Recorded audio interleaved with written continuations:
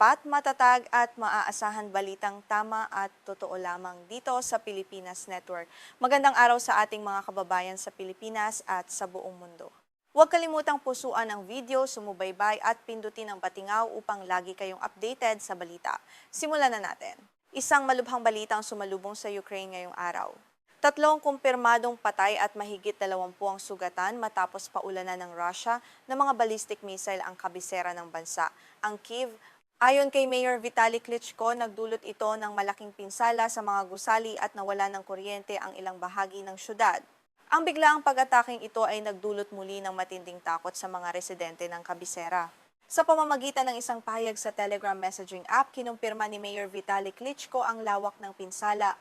Sinabi niya na agad na rumesponde ang mga rescue team sa mga apektadong lugar upang tulungan ang mga biktima. Ang pag-atake ay naganap sa madaling araw habang natutulog ang karamihan sa mga mamamayan na siyang dahilan kung bakit marami ang hindi agad nakahanap ng ligtas na masisilungan sa gitna ng mga pagsabog.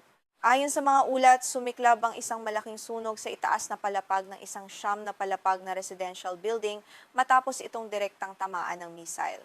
Mabilis na kumalat ang apoy na nagpahirap sa mga bumbero na agad itong maapula.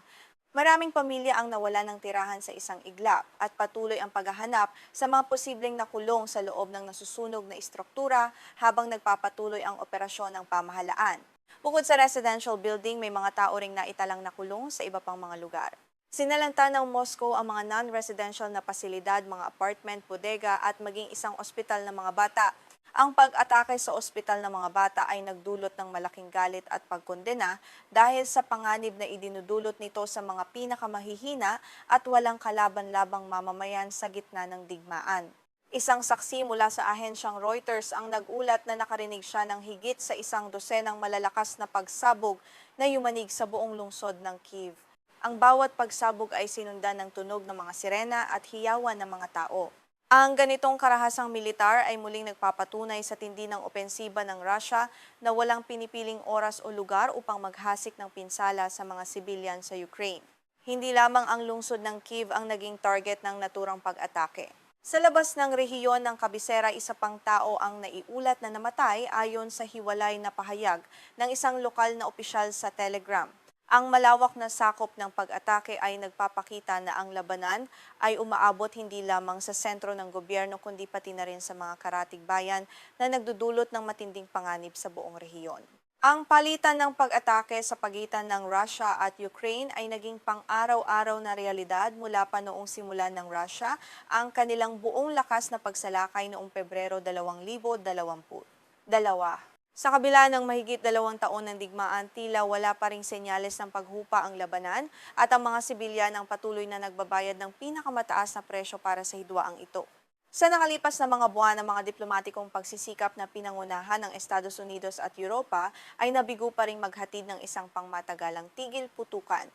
Maraming pagpupulong na ang naganap ngunit walang konkretong kasunduan ang naitatag dahil sa magkaibang pananaw at interes ng magkabilang panig. Ang kawalan ng pag-unlad sa diplomasya ay nag-iiwan sa mga mamamayan sa gitna ng walang katapusang takot. Sa kabila nito, hindi sumusuko ang pamahalaan ng Ukraine sa paghahanap ng mapayapang solusyon. Inihayag ni Pangulong Volodymyr Zelensky ngayong buwan na nagsumite ang Ukraine ng mga panukala sa mga negosyador ng Estados Unidos na sina Steve Witkoff at Jared Kushner. Ang mga panukalang ito ay naglalaman ng mga hakbang upang tuluyang wakasan ng digmaan sa paraang makatarungan para sa kanilang bansa. Sina Steve Witkoff at Jared Kushner na mga kilalang diplomatikong kinatawan ay huling bumisita sa Moscow noong nakaraang Enero. Gayunpaman hanggang sa kasalukuyan ay hindi pa sila nakapaglakbay patungong Kyiv upang direktang makipag-usap sa pamahalaan ng Ukraine. Ang sitwasyong ito ay nagpapakita ng masalimuot na ugnayan at ang hamon sa pagbalanse ng komunikasyon sa dalawang naglalabanang bansa.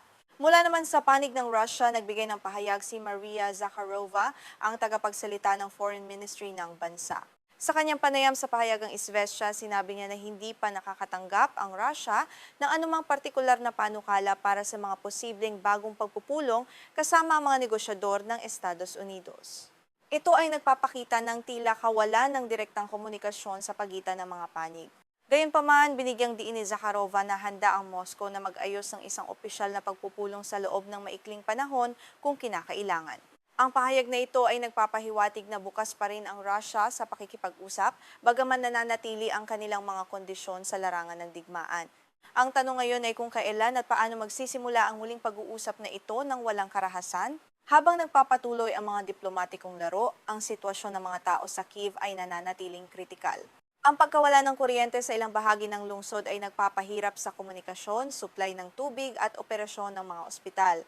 Ang mga mamamayan ay napipilitang mamuhay sa ilalim ng patuloy na banta ng mga missile habang sinisikap na panatilihin ang normal na takbo ng kanilang pang-araw-araw na buhay.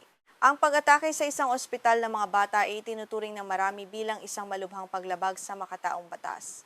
Ang mga pasilidad na tulad nito ay dapat na protektado sa ilalim ng anumang sitwasyon ng digmaan. Ang insidenteng ito ay inaasahang magdudulot ng mas matinding pressure mula sa internasyonal na komunidad laban sa mga aksyong militar ng Russia na direktang naglalagay sa panganib sa mga bata. Ayon sa mga lokal na autoridad sa enerhiya, ginagawa na ang lahat ng makakaya upang maibalik ang supply ng kuryente sa mga apektadong lugar ng Kiev. Ang pagkasira ng mga linya ng kuryente ay nagdudulot din ng problema sa transportasyon at iba pang mahalagang serbisyo. Ang mga inhinyero at manggagawa ay mabilis na kumikilos sa kabila ng panganib ng mga susunod pang posibleng pag-atake mula sa himpapawid. Ang paggamit ng mga ballistic missile ng Russia ay nagpapakita ng kanilang layunin na magdulot ng pinakamataas na pinsala sa pinakamaikling panahon. Ang mga ganitong uri ng armas ay mahirap harangin at nagtataglay ng malakas na puwersang sumasabog. Ito ang dahilan kung bakit patuloy na humihingi ang Ukraine ng mas makabagong air defense systems mula sa kanilang mga kaalyado sa kanluran upang maprotektahan ang kanilang mga mamamayan. Ang papel ni Steve Witkoff at Jared Kushner sa prosesong ito ay binabantayan ng husto ng mga analista sa buong mundo. Bilang mga kinatawan na may malapit na ugnayan sa ilang sektor sa Estados Unidos, ang kanilang mga susunod na hakbang ay maaaring magkaroon ng malaking epekto sa direksyon ng digmaan. Ngunit habang wala pang pinal na kasunduan, ang labanan sa lupa at himpapawid ay patuloy na nagpapatuloy. Sa bawat pag-atake, muling pinatutunog ng Ukraine ang mga air raid siren upang bigyan ng babala ang mga mamamayan. Ang disiplina ng mga tao na agad na pumunta sa mga bomb shelter ay nakakatulong upang mabawasan ang bilang ng mga nasasawi. Gayunpaman, ang psikolohikal na epekto ng palaging pagtakbo para sa kaligtasan ay nag-iiwan ng malalim na trauma sa puso ng bawat mamamayang Ukrainian. Sa pangkalahatan, ang pinakahuling pag-atake na ito sa Kiev ay nagpapakita na ang digmaan ay malayo pa sa katapusan. Ang bawat panig ay nananatiling matatag sa kanilang mga posisyon at ang diplomatikong daan ay puno ng mga hadlang. Habang nagpapatuloy ang hidwaan, ang buong mundo ay nagmamasid at umaasa na magkaroon ng tunay at permanenteng kapayapaan bago pa mas maraming buhay ang tuluyang mawasak. Ito ang kasalukuyang takbo ng mga pangyayari sa Ukraine. Patuloy naming babantayan ang mga susunod na ulat ukol sa diplomatikong negosasyon at ang kalagayan ng mga biktima sa Kiev. Manatiling nakatutok para sa karagdagang impormasyon dito lamang sa inyong pinagkakatiwalaang balitaan. Isang napakatinding babala ang ipinarating ngayon ni US President Donald Trump matapos niyang formal na ideklara ang pagsisimula ng isang malawakang digmaang pang-ekonomiya laban sa bansang Iran. Sa kanyang opisyal na pahayag sa Truth Social, binigyang diin ng leader ng Amerika na ito na ang magiging pinakamabigat at pinakamalupit na kampanyang pang-ekonomiya na ipatutupad laban sa isang bansa sa buong kasaysayan ng daigdig. Ayon sa pahayag ni Trump, ang hakbang na ito ay hindi lamang isang simpleng parusa kundi isang ganap na pagkubkob sa pananalapi at kalakalan ng Tehran. Inilarawan niya ito bilang isang digmaang pang-ekonomiya na magdadala ng hindi pa nakikitang antas ng isolasyon para sa Iran. Layunin ng Estados Unidos na tuluyang paralisahin ang kakayahan ng bansang ito na pondohan ang kanilang mga mapanganib na aktibidad sa gitnang silangan. Hindi lamang ang Iran ang target ng deklarasyong ito kundi maging ang sinumang bansa o alyado na magtatangkang tumulong dito. Hayagang nagbabala si Trump na ang sinumang papayag na gamitin ang kanilang mga institusyong pinansyal, pribadong korporasyon, paliparan, o kahit mga ahensiya ng gobyerno upang sumuporta sa Tehran ay haharap sa napakatinding ganti mula sa makapangyarihang pamahalaan ng Amerika. Ang mga bansang lalabag at magbibigay ng tinatawag na essential support o pangunahing tulong sa Iran ay makararanas ng tinatawag ni Trump na napakalaking pinsalang pang-ekonomiya. Ang babalang ito ay agad nagdulot ng matinding pangamba sa pandaigdigang merkado, lalo na sa mga bansang may aktibong ugnayang pangkalakalan sa magkabilang panig ng tunggalian at nag-aalala sa magiging matinding epekto nito sa kanilang mga ekonomiya.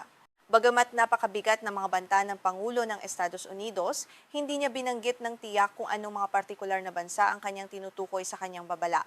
Wala ring inilabas na eksaktong listahan ng mga parusa o sanctions na ipatutupad, ngunit malinaw ang mensahe na walang sino man ang sasantuhin ng Washington sa oras na simulan ang malawakan at walang katulad na kampanyang pang-ekonomiyang ito. Sinuportahan naman ang matapang na pahayag na ito ni U.S. Treasury Secretary Scott Bessent. Bago pa man ang opisyal na pahayag ni Trump, nagdeklara na si Bessent na magpapatupad ang Washington ng mga hakbang sa isolasyon na hindi pa kailanman nakikita o nararanasan sa buong daigdig. Ipinapakita nito ang nagkakaisang puwersa at determinasyon ng Administrasyong Trump laban sa pamahalaan at ekonomiya ng Iran sa mga darating na araw. Napansin ng mga kilalang eksperto sa geopolitika ang malaking pagbabago sa estratehiya ni Donald Trump laban sa Iran. Kung dati ay pabor siya sa mabilis at biglaang pag-atake o heavy blows upang mapuwersa ang kalaban, ngayon ay lumipat siya sa tinatawag na gradual tightening o ang dahan-dahang pagsakal sa ekonomiya ng bansa upang hindi ito makahinga sa aspeto ng pandaigdigang pananalapi at kalakalan sa mahabang panahon.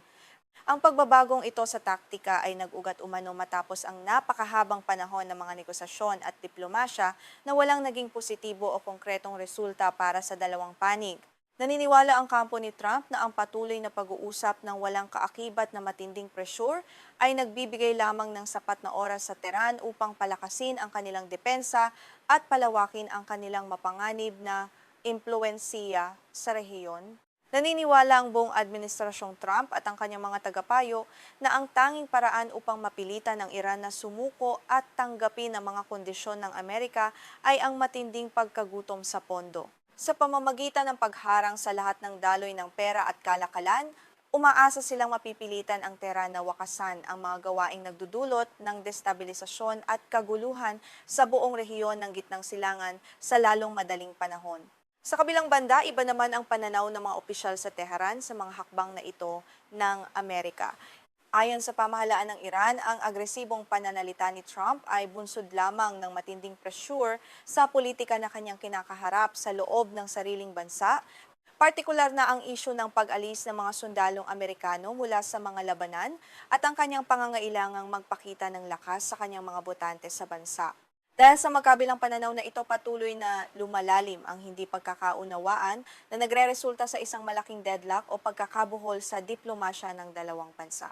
Habang naniniwala ang US na susuko ang Iran dahil sa matinding paghihirap, naniniwala naman ng Iran na ang Amerika ang unang mapapagod dahil sa mga panloob na usaping politikal, pampublikong opinyon, at lumalagong pagtutol ng mga mamamayan sa walang katapusang mga digmaan sa labas ng bansa. Bilang tugon sa tumitinding banta ng Amerika, nagpalabas din ng sariling babala ang Iran sa mga kalapit nitong bansa sa rehiyon ng Gulf o Persian Gulf. Hayagang hiniling ng Tehran sa mga bansang ito na huwag pahintulutan ang militar ng Estados Unidos na gamitin ang kanilang teritoryo, himpapawid o mga pasilidad para sa anumang operasyon o pag-atake na naglalayong pinsalain ang soberanya at kaligtasan ng buong bansang Iran. Mariing binalaan ng Iran ang mga karatig bansa na ang anumang pagtulong o pagbibigay daan sa mga puwersang Amerikano ay ituturing nilang direktang pakikibahagi sa digmaan laban sa Tehran.